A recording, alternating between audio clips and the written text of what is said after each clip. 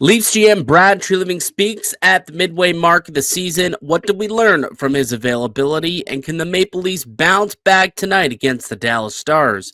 We'll get into all of that and more on today's edition of the Locked On Leafs podcast, part of the Locked On Podcast Network. It's your team every day.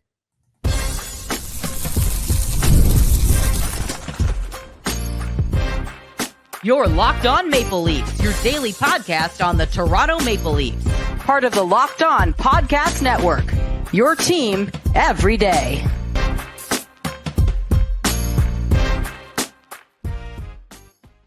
Hello and welcome into the Locked On Leafs podcast, a daily Maple Leaf-centric podcast hosted by myself, Mike DiStefano, and my co-host, Dave Morassutti. Today's episode brought to you by FanDuel. You can start the season with a big return on FanDuel. New customers can place a $5 bet, and you'll get started with $200 in bonus bets if you win or lose your first $5 bet.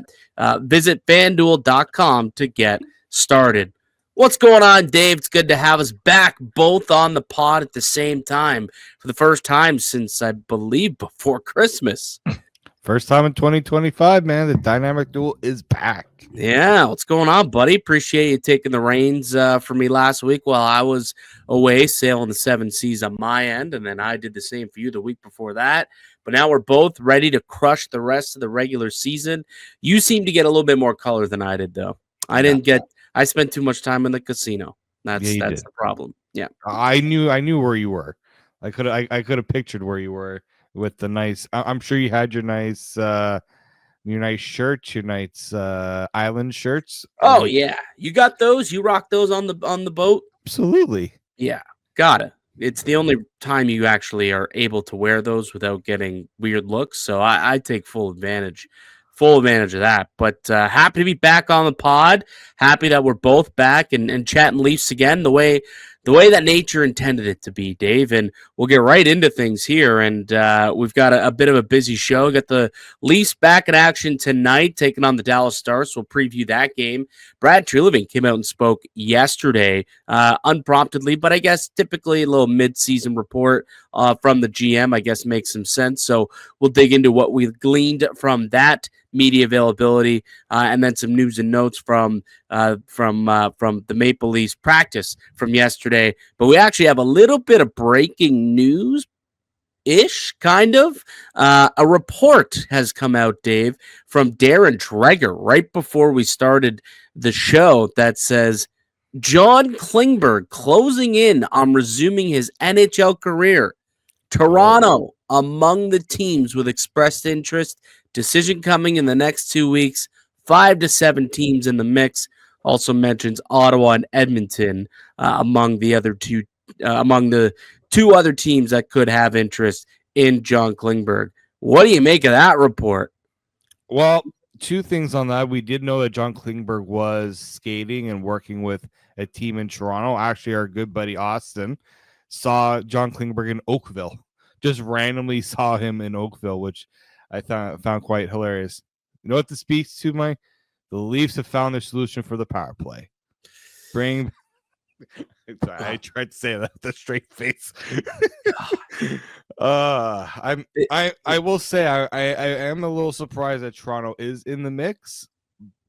It went so badly. It went so badly last year. Like, I know. What are you bringing him in for? Like, I don't know, man. I think the guy's kind of done. Like, his career, I think, is over. I respect that the heart and compete level that he wants to get back into the NHL, but if it's anything like we saw last year, the guy can't skate. He's a shell of himself. It's unfortunate. Mm-hmm. The injuries caught up to him, that knee injury, and unless he has somehow transformed his health and he can skate again, I'm not sure that this is going to go, any better in round 2, whether it's with Toronto or Edmonton or Ottawa, 2 other teams that are reportedly interested.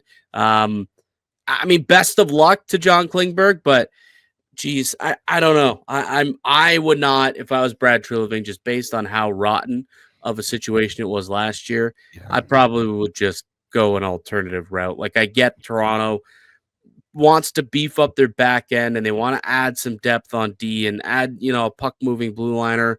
And Klingberg, brings some of those abilities. But yeah, to me, I'd be out on that. I would be out. I would be too, just because I don't think this is what the Leafs need. No. They need help on the blue line, but they don't need this. I mean, I don't know if this is help. I don't know this is the help that Craig Berube will want either. I don't know where the fit with Craig Berube would be either with this move.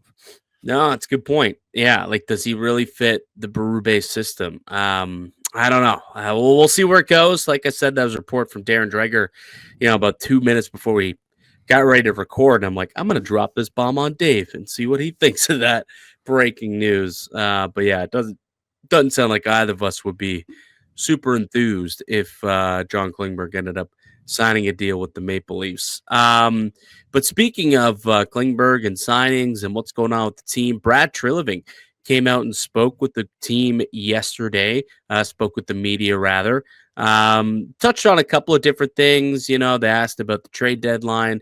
They asked about some injuries to some guys that are still ongoing, and also asked about Auston Matthews and what's going on with his injury status and whether or not the Four Nations is still a go for him, or if the team would try to block him from going to Four Nations.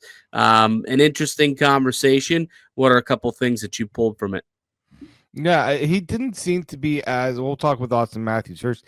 He didn't seem to be as alarmed about that as I expected. You would think that your star player, you want to make sure that you're kind of, safeguarding against him being sidelined again. And it was almost like, he's like, we'll see how he is the next few weeks, but he seemed to think like it's all green light right now for Auston Matthews to play. And I get it. If Auston Matthews wants to play, it's going to be tough to tell him no unless there's like a serious risk to his health. But considering what the season has been like, I can understand why the Leafs would also not want him to go.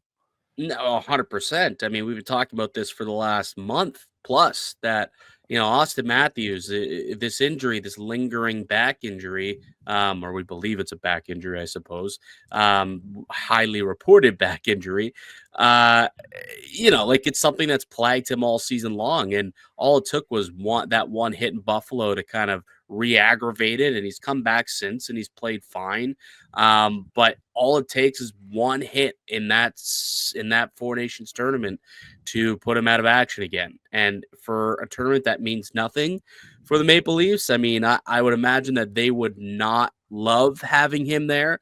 And it's an NHL tournament. It's not like it's the Olympics. It's not a tournament that means a whole lot. I get it. It is it is the top best on best tournament that we've had in quite some time for hockey, but I still don't think that he should be playing, regardless of how the next 4 weeks, if he feels okay or not. I just believe that if he's always going to be one hit away for the rest of the season, if he's going to be dealing with this injury and trying to just, navigate this injury all year, probably just shouldn't put himself in those positions unnecessarily, which is what he'd be doing, in my opinion, if he went to go and play. But it's not going to be our decision, Dave. It's going to be up to Auston ultimately. And if he's playing hockey and playing games in the NHL, I'm guessing he probably believes that he should and will play games at the Four Nations Cup tournament next month.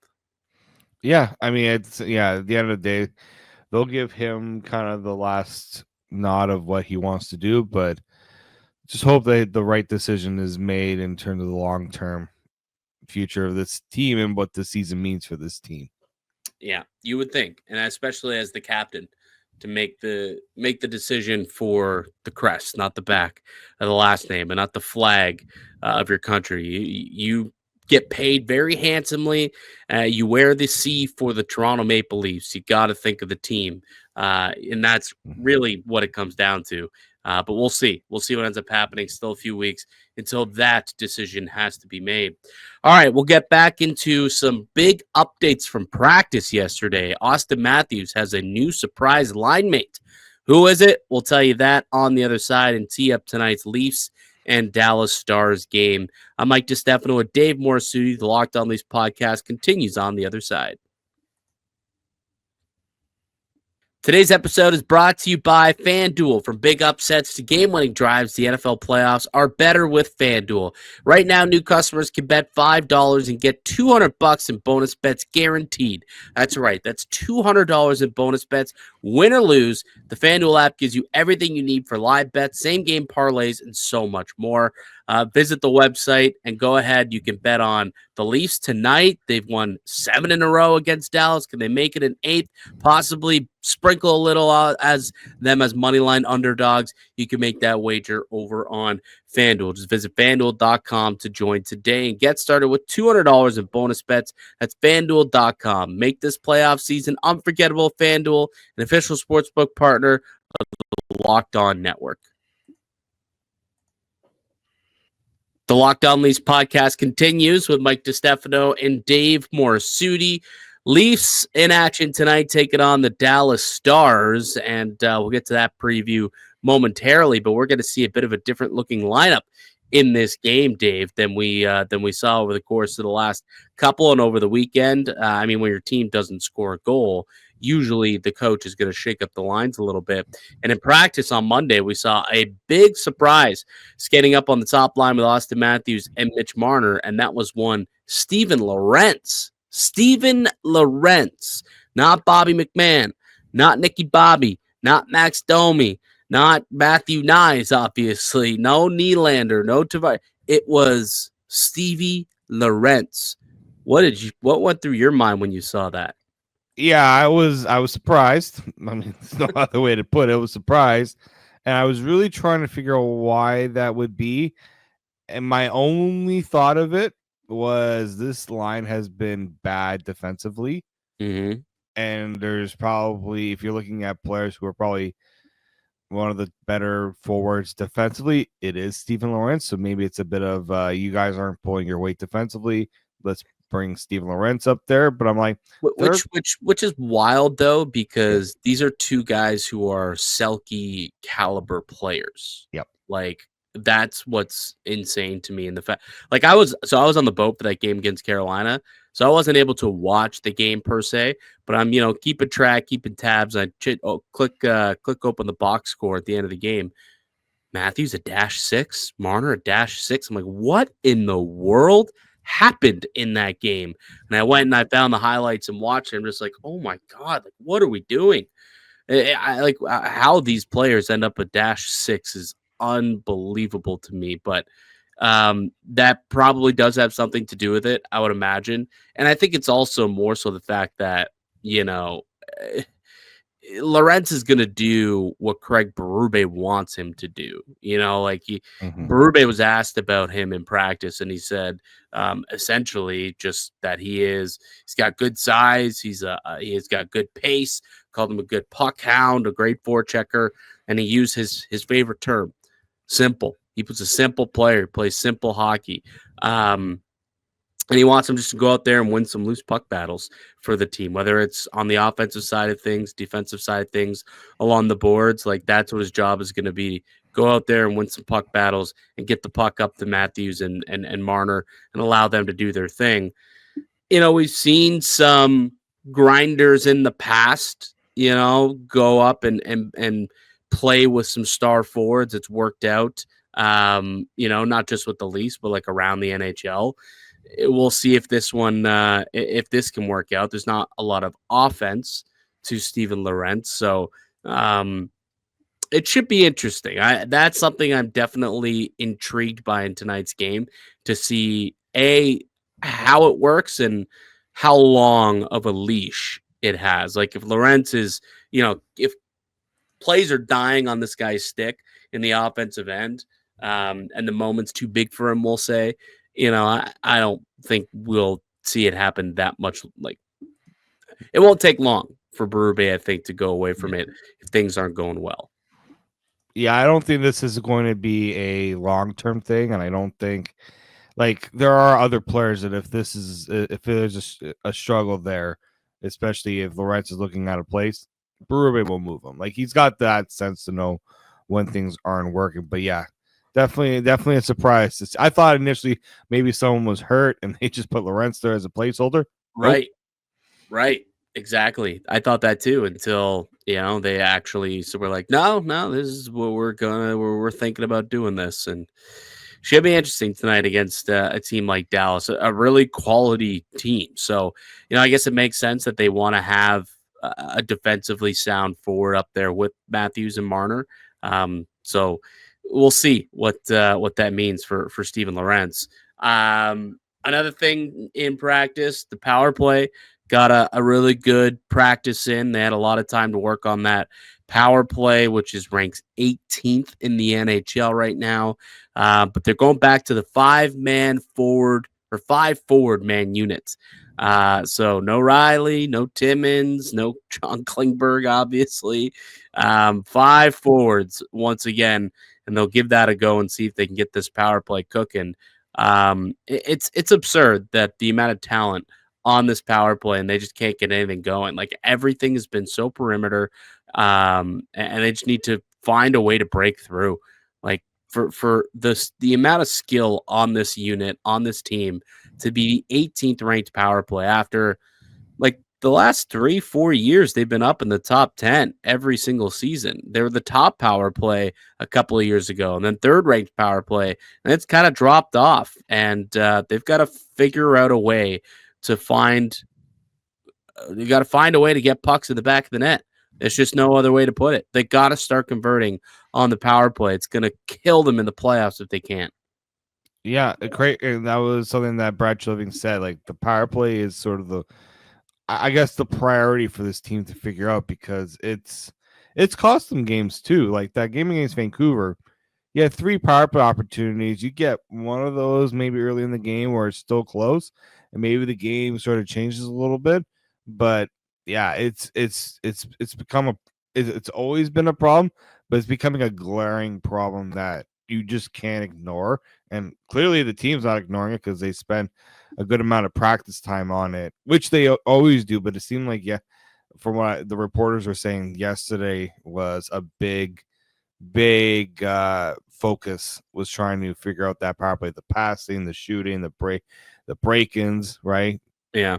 There's a lot going on with that power play. Yeah, absolutely. And well, again, we'll see it in action tonight to see if they can get things going against the Dallas Stars. Treliving spoke on a couple other things, including the trade deadline and what the team might be looking to do. Nothing new, I guess, that we learned. Pretty much, he's looking to add depth at the center position, and we've known that. He did come out and say that they do not expect to get anyone who's going to supplant Matthews and Tavares in the top 6. So, depth center, third line center, which has been the number one need all year. So he basically come out and said that that's something that they're looking at, that they want to do. But we'll see what happens, who they can get. Obviously, Ryan O'Reilly is now off the table, but there's still, some other players out there that Toronto could go after. I'm still big on the Brock Nelson train out of the island. Possibly could see if he could, factor in here if you're looking for just a flat up defensive center. Yanni Gourde would be a good option at 3C. So there are options, but the Maple Leafs they don't really have a big prospect chest to deal with. So we'll see what they end up doing there. Anything else catch your eye in the Brad Treliving availability yesterday? Not really. Like I feel like there wasn't really much I was looking for him to say, because I think everything that this team needs, it's all like front face. Like we know what this team needs. We know what this team needs to work on. Yeah. So I don't think there was really anything Brad Treliving could have added to that conversation to say, oh, yeah, I didn't think about that. It's been talked ad nauseum. It was really, personally, I think I just wanted to know his thoughts on the Matthews situation in Four Nations, and he gave us an answer on that. So to me, that was definitely the biggest piece of news that came from that discussion. All right, let's take a break. We'll come back. We will tee up tonight's game. Leafs, Stars. Is it a home game? Yeah, we're at Scotiabank Arena tonight. Home game. The Robertson battle of the brothers goes down tonight. We'll see who comes out victorious. We'll preview that game on the other side. I'm Mike DiStefano with David Morassutti. You're listening to the Locked On Leafs podcast, part of the Locked On Podcast Network. It's your team every day. Today's show is brought to you by Rocket Money. Did Rocket Money help you find any subscriptions you forgot about or that you were paying for? It's definitely happened to me. I had a few subscriptions I didn't even realize I was still paying for, and Rocket Money made it so easy to track them down. It's like having a personal assistant for your finances. Rocket Money is a personal finance app that helps you find and cancel your unwanted subscriptions, monitors your spending, and helps lower your bills so you can grow your savings. It brings everything together in one place, whether it's subscriptions, your spending habits, or even the goals you want to hit this year. Rocket Money has over 5 million users and has saved a total of $500 million in canceled subscriptions, saving members up to $740 a year when using all the app's premium features. Cancel your wanted subscriptions and reach your financial goals faster with Rocket Money. Go to rocketmoney.com/lockedon today. That's rocketmoney.com/lockedon to save yourself some money. Welcome back into the Locked On Leafs podcast. Mike DiStefano and Dave Morassutti with you here as we are each and every weekday, Monday through Friday. You can find us free and available wherever you get a podcast. Audio-wise, you can also watch us up on video on YouTube as well. So the Maple Leafs back in action tonight against the Dallas Stars, and typically the Stars they're a really good team. They're one of the best teams in the NHL. They've won 7 of the last 8 games, I think, or 6 of the last 7 games.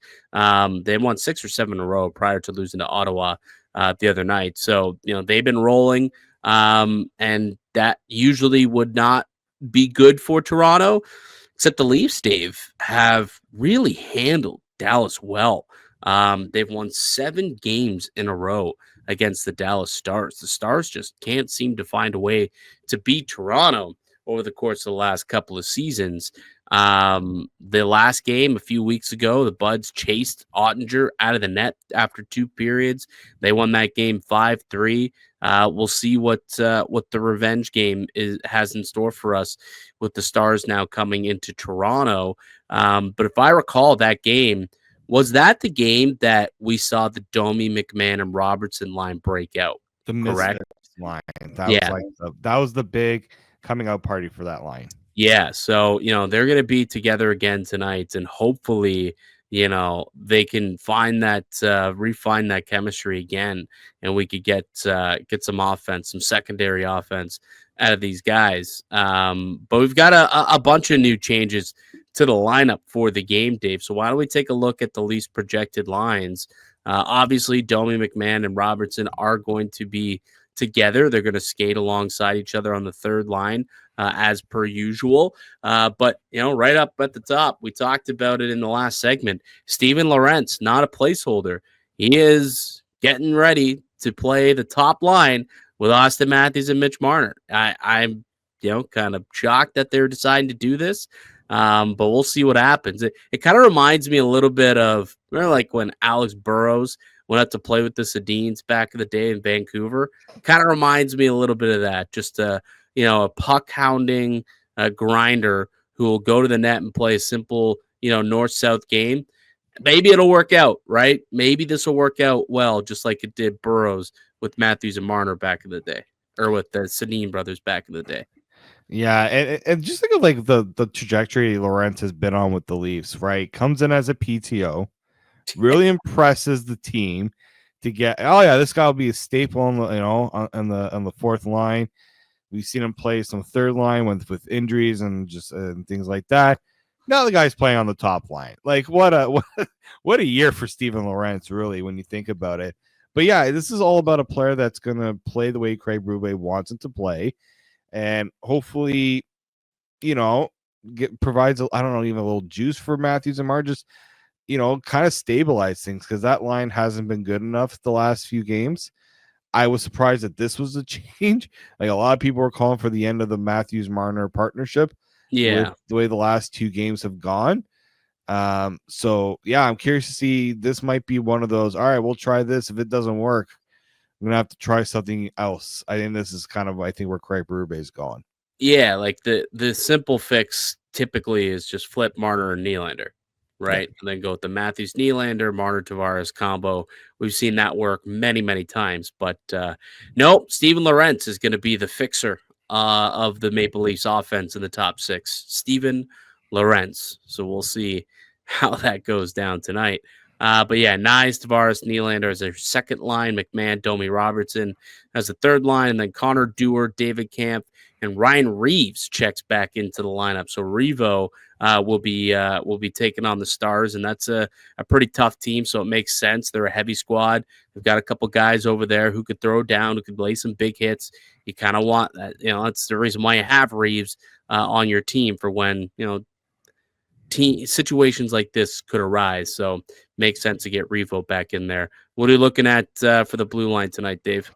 Kind of status quo here with Morgan Valley still with Philip Myers, Ulrich Larson sticking with Chris Tanev, and then you got Simon Benoit with Connor Timmins. So no changes on the blue line, which kind of expected. There's not really many options with Jake McCabe still out, and Yanni Hakanpää looking like he's pushing to come back, but still not ready to come back. Yeah, both those two were at practice, but skating as the extra defenseman. Hakanpää still a couple of weeks away, according to Brad Treliving. Jake McCabe feels good. I wouldn't expect to see him tonight, obviously, or else he probably would have been among practicing with these pairings. But hopefully, at some point this week, Jake McCabe can make his way back into the lineup. He's like, you really notice how much that guy is like the heart and soul of that blue line when he's out. Like, you don't really, what's the saying? You don't know what you got till it's gone. Like, that's kind of what Jake McCabe is for this Maple Leafs blue line, where it's like, oh, that guy, he fills a lot of holes. He does a lot of little things right. But hopefully they can get through his injury tonight. Let's take a look at the Dallas Stars lineup and what the Maple Leafs will be facing in this one. So you got Robertson with Hintz and Dadonov, Ben with Duchesne and Wyatt Johnston, Sam Steele, Maverick Bourque, and Logan Stankoven, Oscar Back, Colin Blackwell, and Blummel. And the blue line, Dave, what are we looking at? You got Heiskanen paired with former Leaf Eli Lyubushkin. You got Lindell with Lundqvist and Harley with Dumba. It's a solid left side. Man, do they need some work on the right side? Like, I'm dumping pucks onto the right side all game long. Absolutely. I'm Toronto. You dump pucks onto the right. Here you go, Dumba. Here you go, Lundqvist. Here you go, Lyubushkin. That's all you're doing. That's the game plan. Dump pucks onto the right side of the ice. Retrieve. That's how you're going to create offense and try and create extra possessions if you're the Maple Leafs tonight. Oh yeah, and it kind of worked out the last time the Leafs played the Stars. Like, yeah, they I mean, Onger, you're always and tough against him, but he could not help out that blue line last game. So there's areas to exploit. I'm surprised of how Dallas has played this year, given the right side of their blue line, but I think it just speaks to the way that team plays collectively. Yeah, left side's still decent enough that it'll pick up a little bit of that slack, and obviously when you have an all-star like Ottinger, it makes it a little easier too. But yeah, it's a interesting blue line to go up against, and you're right. Go attack the right. They play with structure, though. When you play with structure and you play connected, good things will happen. Let's take a look at the game preview to see where these two teams stack up against one another in terms of the stats. You look at both teams with 27 wins on the season, Leafs 27-13-2, Dallas 27-14-1. So only 1 point separates these two when it comes to the standings. However, the statistics are far more flattering on the Dallas side. In terms of 5-on-5 expected goal play, Dallas controlling 52.9% of the play, Toronto just 49.8% at 5-on-5. The power plays have been bad for both sides, realistically. Kind of was surprising when I was putting this graphic together. I saw Dallas's power play at just 16.8%. That surprised me, Dave. Like, that's another team, just like Toronto. A lot of really good players, a lot of guys who can put the puck in the back of the net, but can't seem to get it done when you got an extra man out there. 5-on-5, yep, we could score. 5-on-4, don't know what the hell to do with the puck. It is baffling to me.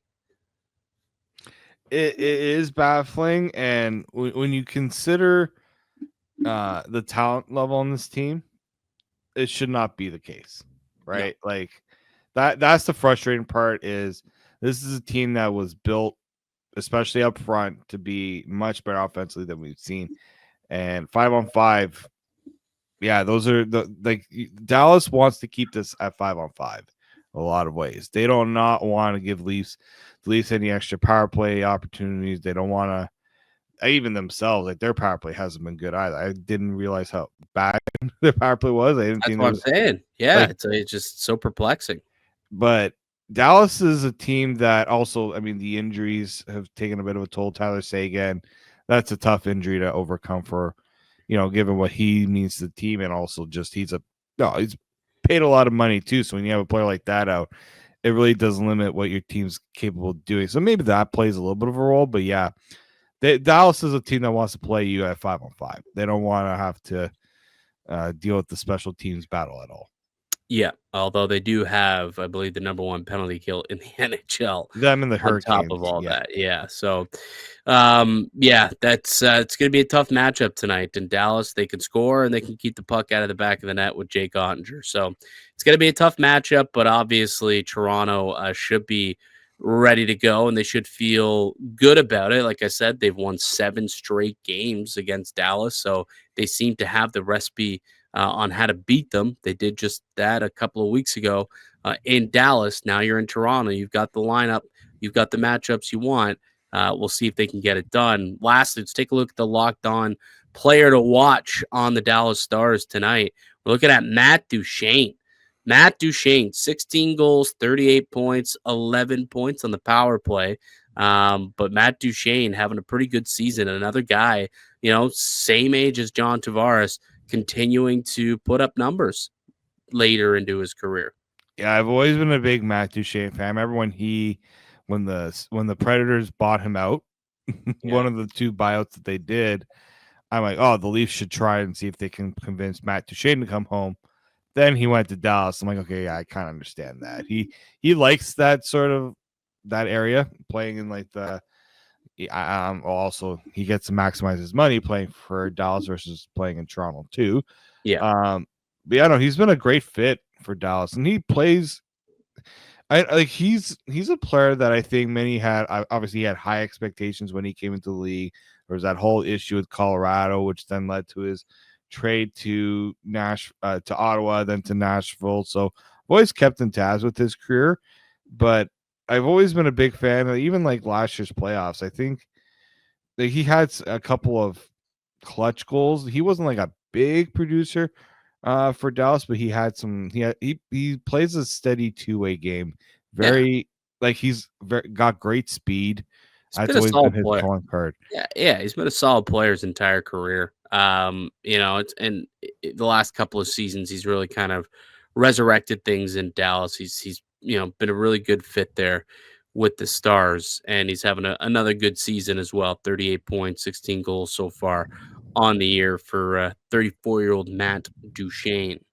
So we'll see what ends up happening tonight. Leafs, Stars, Toronto looking to get back into the win column after a couple of losses. The Stars coming off their first loss in a few weeks also. Actually, I think it's their first loss of the new year, first loss of 2025, if I'm not mistaken. Yeah, the last loss prior to Saturday night was all the way back on December 27th.